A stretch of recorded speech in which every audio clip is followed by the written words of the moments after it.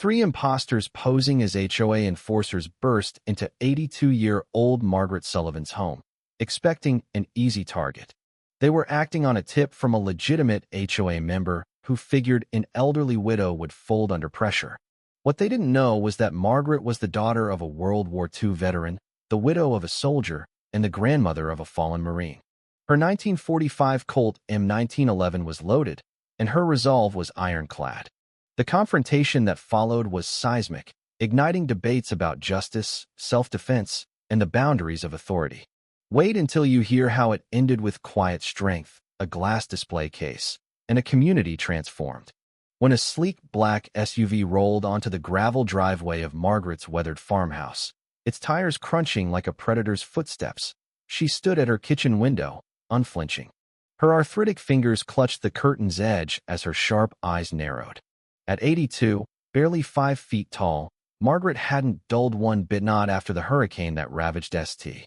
Tammany the year before, leaving behind not just wreckage but whispers of men in fake uniforms preying on the elderly, stealing heirlooms and savings. Margaret's home, built by her late husband in 1956, stood free of HOA rules. She owed no dues, answered to no board. What she did have was a steel trap memory and a loaded Colt. As the SUV parked beyond her porch, its crooked HOA Enforcement Division decal peeling, Margaret stepped back from the window. Her heart didn't race, it didn't need to. She'd faced worse than imposters in tactical vests. The Cuban Missile Crisis, her son's flag-draped casket, the silence after her grandson's death in Iraq. This was just another Tuesday. She opened the oak cabinet above the stove, retrieving a scratched wooden box. Inside, wrapped in an oily rag, was her father's Colt M1911, carried ashore at Omaha Beach in 1944. It was more than a gun, it was a legacy. Her father had given it to her on her wedding day with 4 words, "You'll know when." She hadn't fired it in decades, but cleaned it every Sunday. Ammunition was stored in the cellar, dry and ready. Now, as the SUV's shadow stretched across her porch, the Colt rested in her palm, solid and sure. The screen door creaked as Margaret moved to the front hallway, each step deliberate. She glimpsed 3 silhouettes, broad-shouldered, no badges, just cargo pants and cheap vests. The house was silent except for the tick of her antique clock and the soft click as she chambered around. She wasn't looking for a fight, but if they wanted one, they'd learn this house was no easy mark. The SUV's doors opened in unison, and 3 men stepped out, their confidence unearned, like actors in a low-budget scam. No name tags, no insignia, just mirrored sunglasses and tactical vests screaming pretense. The first man, tall and wiry with tattoos snaking down his arm, pounded the front door with a fist meant to intimidate. The second, stockier, broke off toward the shed, eyeing it like a thief. The third, the leader, broad and smirking, shouted, "We've received a complaint, yard clutter, unpaid dues, ordinance breach." Inside, Margaret didn't flinch.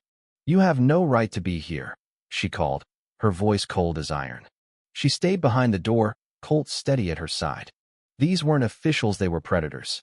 Her home, built board by board, stood outside any HOA's reach.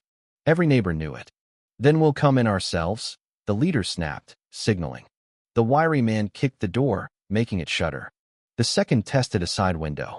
The leader positioned himself in a blind spot, trained for more than bluffing. This wasn't an inspection, it was a heist dressed as authority. Margaret's resolve hardened.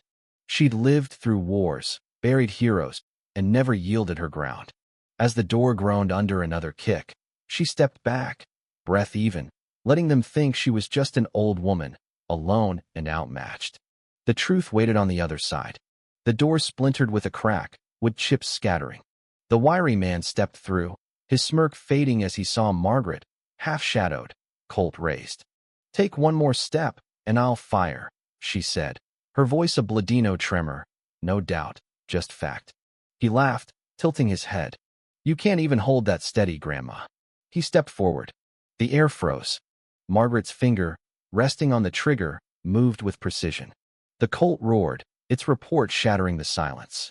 The man stumbled, clutching his leg, disbelief overtaking his arrogance.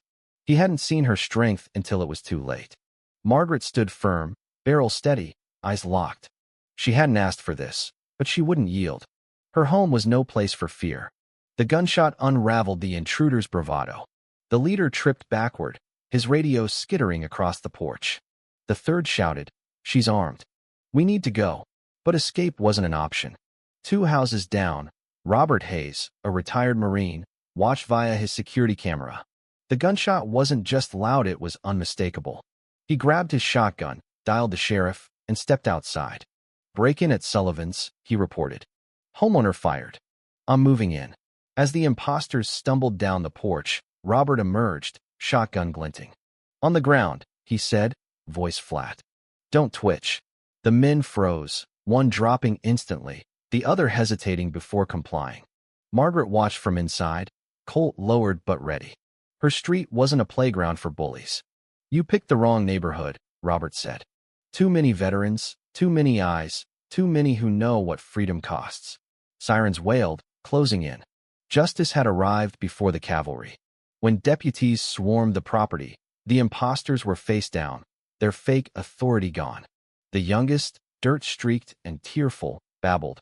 "We were told it was legal abandoned property under HOA rights." Officers secured the scene, but questions lingered. Who sent them? Within 48 hours, investigators traced the plot to a shocking source.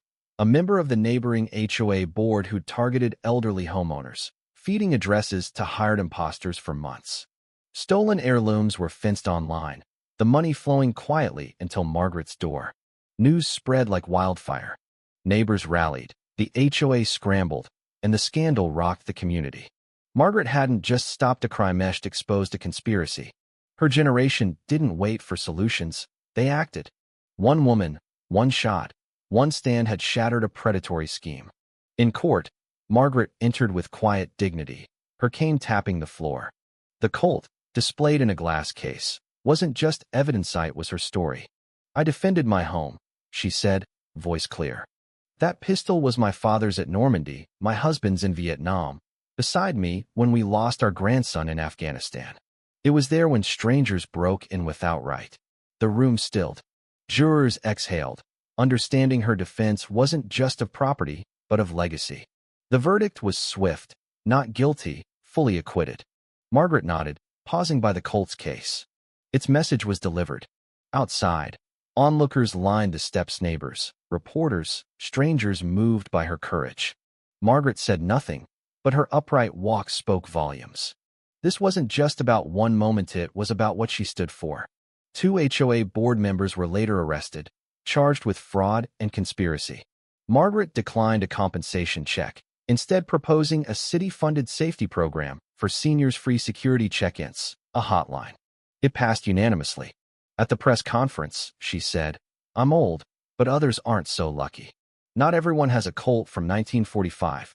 A month later, Margaret sat on her porch, chamomile tea in hand. The Colt, now in a glass case beside her, bore a plaque, "Serve the nation, then me." A girl passing by waved. "Everything okay, Mrs. Sullivan?" Margaret smiled. "Just fine now." Justice hadn't come with sirens, it came from her steady hands and refusal to bow. Her stand wasn't about vengeance, but protecting a legacy worth defending. Courage doesn't always roar. Sometimes it's a grandmother with a teacup, a loaded Colt, and a heart that says no more.